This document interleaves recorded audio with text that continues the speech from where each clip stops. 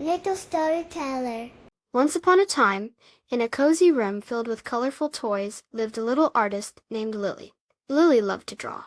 One sunny afternoon, Lily decided to make a cooking show just with her drawings.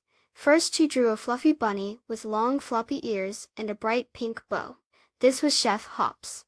Chef Hops stood behind a table made of cardboard boxes, ready to cook. Lily then drew lots of yummy-looking food on colorful paper. There were bright red tomatoes, long green cucumbers, and round yellow lemons. She cut them out carefully with her scissors. Chef Hops stood at his table, surrounded by all the paper food. "Welcome to Paper Plate Feasts," he said in a cheerful voice. "Today, we are making a super salad." He picked up a paper tomato and a paper cucumber with his fluffy paws and pretended to chop them.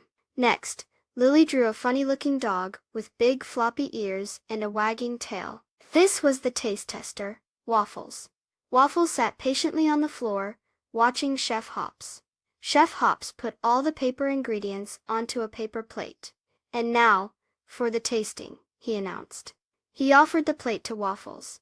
Waffles sniffed the colorful paper food and then gently took a bite. Waffles made a funny face. "Woof! It looks yummy, Chef Hops, but it tastes like paper." Chef Hops giggled. "That's right, Waffles. It's all paper." Lily smiled, watching her cooking show.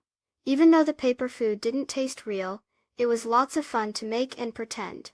Chef Hops and Waffles learned that pretending can be a fun way to play and use their imaginations. Please subscribe. Thank you.